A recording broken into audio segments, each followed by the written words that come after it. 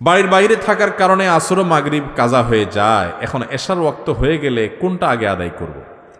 বাহিরে থাকার কারণে ফরজ নামাজ কাজা হয়ে যায় কেমনে ভাই? হ্যাঁ, বাসে জ্যামে পড়ছেন তো নেমে যাবেন। আমি একবার ছাত্র জীবনে মাদ্রাসায় পড়ি, তখন বাসে যাচ্ছি, দূরপাল্লার বাসে, ফজরের নামাজের টাইম চলে যাচ্ছে। ড্রাইভার সাহেব যে বললাম, ভাই গাড়িটা একটু থামাবেন, আমি নামাজটা পড়বো। কয়েক গাড়িতে নামাজ পড়ে নেন, গাড়িতে নামাজ হয়। আমি কই ভাই উজু করা লাগবে না? নাইট কোর্স, রাতভর গাড়িতে ছিলাম, সকালে ফজর পড়বো, উজু করবো না? ঘুমাইছি গাড়িতে।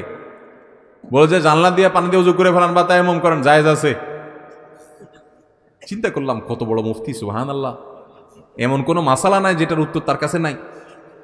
হ্যাঁ, উজু লাগবে না তায়াম্মুম লাগবে সেটা বলে দিচ্ছে। নামাজ দাঁড়ায় না, বৈশা সিটে বৈশা কেবলা কোনটা লাগবে না লাগবে সাথে সাথে উত্তর। বাপরে বাপ, এ তো অনেক বড় মুফতি। চিন্তা করলাম, আল্লাহ এই মুফতির হাত থেকে তুমি আমার রক্ষা করো মাবুদ। নামাজের টাইম চলে যাচ্ছে, এদিকে মুফতির ফতোয়া থামতেছে না। আমি আবার ছোট মানুষ, মাদ্রাসায় পড়ি, খুব টেনশনে পড়ে গেছি। আল্লাহ কি একটা বিপদ, কি করি। তখন বন্যা চলছে দেশে, বন্যার পানি আমি দেখতে পাচ্ছি রাস্তার দুই পাশে বিলের পানি থই থই করে। দূরপাল্লার বাস ঢাকা থেকে যশোর যাচ্ছে। তো আমি দুই পাশে যখন পানি দেখলাম, বললাম ভাই একটু থামাইলে, ভাই পাশেই পানি আছে ভাই, আমার 2 মিনিট লাগবে পানি দিয়ে উজু করতে, আর আমি ফরজ 2 রাকাত পড়বো, শুধু দৌড় দিব ভাই।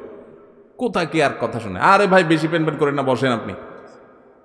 এমনি ফেরিঘাটে জ্যামে দেরি হয়, আবার আপনি এখানে কাহিনী করতে আসছেন, দাঁড়াবেন আসে। আমি কি আল্লাহ আমার ফজর নামাজ নষ্ট হয়ে যাবে আজকে? খুব মনে মনে ইস্তেগফার করতেছি, কি করব। একটু পরে দিকে হঠাৎ করে গাড়ি থামছে। আমি বললাম কি ভাই, কোনো সমস্যা? বসেন সিটি বসেন, সামান্য একটু অসুবিধা হয়েছে।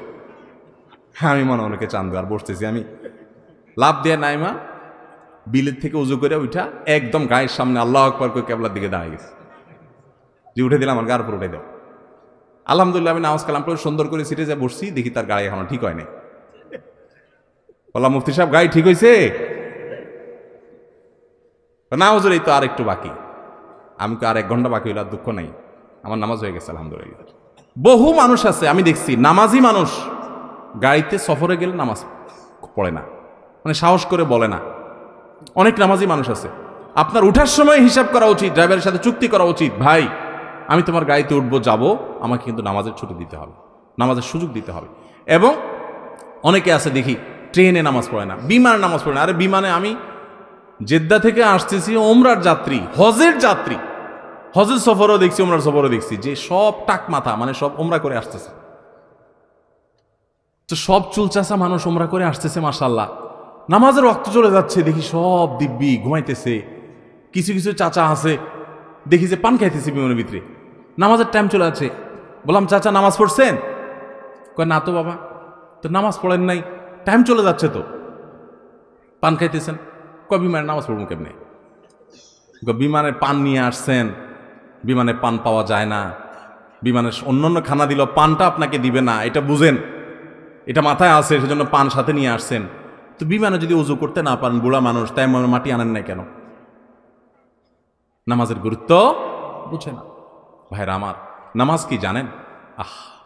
ওমর ফারুক রাদিয়াল্লাহু তাআলা আনহু ফজরের নামাজে ছিলেন। ফিরোজ আল-লুন নামক অগ্নিপূজক যখন খঞ্জর দিয়ে তার পেটে আঘাত করেছেন, নাড়ি বুড়ি বের হয়ে গেছে, কিন্তু প্রাণ তখনও বের হয় নাই। উনি তো লুটায় পড়ে গেছেন। ওনাকে নিয়ে যাওয়া হলো। যখন নিয়ে যাওয়া হয়েছে, উনি নামাজের ইমামতি করতেছিলেন ওই অবস্থা।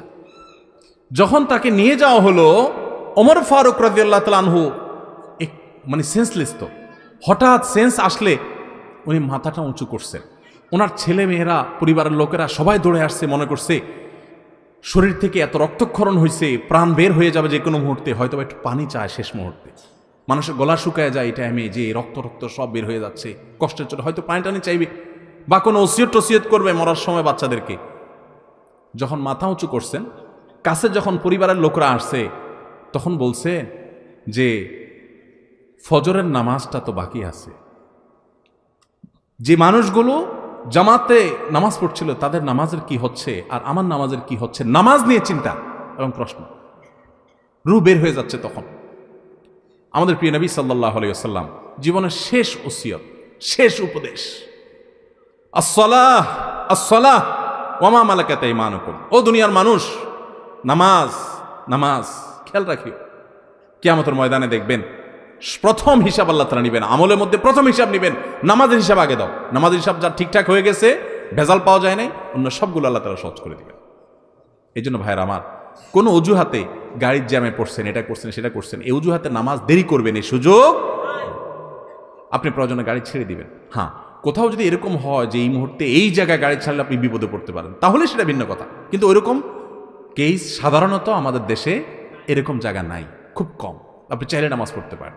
অতএব কোনো ওয়াজিবে নামাজ কাজা করা যাবে। আল্লাহ তাআলা আমাদের সবাইকে তৌফিক দান করুন। যদি কোনো কারণে কাজা হয়ে গেছে, আপনার ইচ্ছার বাইরে ভুলে গেছেন বা ফাঁসা গেছেন কোনো কারণে, তাহলে পরবর্তীতে আপনি নামাজগুলো পড়ে ফেলবেন এবং যে কাজা হয়ে গেল এটার জন্য আল্লাহর কাছে মাপ চাইবেন। মসজিদের মাইকে কোনো হারানো বিজ্ঞপ্তি দেওয়া যাবে কিনা? মসজিদে হারানো জিনিসের বিজ্ঞপ্তি দেওয়া জায়েজ নেই। আপনারা জানেন, আবু দাউদের বর্ণিত একটা হাদিস আছে, নবী সাল্লাল্লাহু আলাইহি ওয়াসাল্লাম বলেছেন, মসজিদে কেউ যদি দাঁড়ায় যদি বলে, ও ভাইরা আমার অমুক জিনিসটা হারাইছে, আপনারা কেউ পাইলে দিয়েন। সুন্নত হইল তার জন্য বদদুয়া করা। কি বদদুয়া করবেন? লা রাদ্দাল্লাহু আলাইক, আল্লাহ তাআলা তোমার জিনিসটা তোমার ফেরত না দেখ। তুমি আল্লাহর ঘরে আসছো ঘোষণা দেওয়ার জন্য হারানো জিনিসের, এটা হারানো জিনিস ঘোষণা দেওয়ার জায়গা, দুনিয়ার ধান্দা করার জায়গা মসজিদ না, এটা ইবাদতের জায়গা। মসজিদের বাইরে গিয়ে দাঁড়ায় বলতে পারেন, ভাই মুসল্লিরা আমার অমুক জিনিস হারাইছে, কেউ পাইলে দিয়ে। এই জন্য মসজিদে হারানো জিনিসের ঘোষণা দেওয়া জায়েজ নাই, হারাম না, জায়েজ। জানাজা শেষে মাটি দেওয়ার পর হাত তুলে মুনাজাত করার কোনো দলিল আছে কিনা? হ্যাঁ ভাই, এই জায়গায় হাত তুলে দোয়া করার দলিল আছে। নবী করিম সাল্লাল্লাহু আলাইহি ওয়াসাল্লাম নিজে এ আমল করেছেন।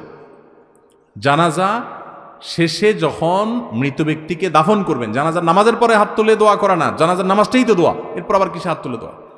এরপর কবরে নিয়ে মুর্দাকে দাফন করছেন, দাফন শেষ। এবার যারা দাফন কাজে শরীক হয়েছেন সবাই কেবলামুখী হয়ে আল্লাহর কাছে প্রত্যেকে যার যার মতো, প্রত্যেকে আলাদা আলাদা করে যার যার মতো আল্লাহর কাছে দোয়া করবেন মুর্দার জন্য। কি দোয়া করবেন? নবী সাল্লাল্লাহু আলাইহি ওয়াসাল্লাম বলেছেন, সালু লি আখিকুমুত তাসবীত, ইস্তাগফিরু লি আখিকুম ওয়াসালু লাহুত তাসবীত, আও কামা ওয়ারাদ ফিল হাদিস। অর্থাৎ তোমাদের ভাই যার দাফন করলা, এখন তার জন্য আল্লাহর কাছে দোয়া করো, আল্লাহ যেন তাকে মাফ করে দেয়। আরেকটা দোয়া হলো, আল্লাহ যেন তাকে ইমানের উপরে, এখন মুনকার নাকির যে প্রশ্ন করবে এটার উপর যেন অটল অবিচল রাখে। দুনিয়াতে সে ইমানদার ছিল, এখনো সেই ইমানের উপরে যেন টিকে থাকে, সে যেন বিচলিত হয়ে না যায়, এই জন্য আল্লাহর কাছে দোয়া করে। এই জন্য দোয়া করতে হয়। বাংলায় আপনি দোয়া করতে পারেন, আল্লাহ আপনি অমুককে যার কবর আমি দিলাম মাত্র দাফন করলাম, আল্লাহ তাকে মাফ করে দেন। আর তিনি দুনিয়াতে যেরকম ইমানদার ছিলেন, এখন মুনকার নাকির প্রশ্নের জবাবেও আপনি তাকে ইমানের উপরে টিকে থাকার তৌফিক দান করবেন। এই দোয়া হাত তুলে করাও নবী সাল্লাল্লাহু আলাইহি ওয়াসাল্লাম দ্বারা সাবিত এবং প্রমাণিত, কেবলামুখী হয়ে। এই জন্য এটা সুন্নাত এবং এটা করবেন।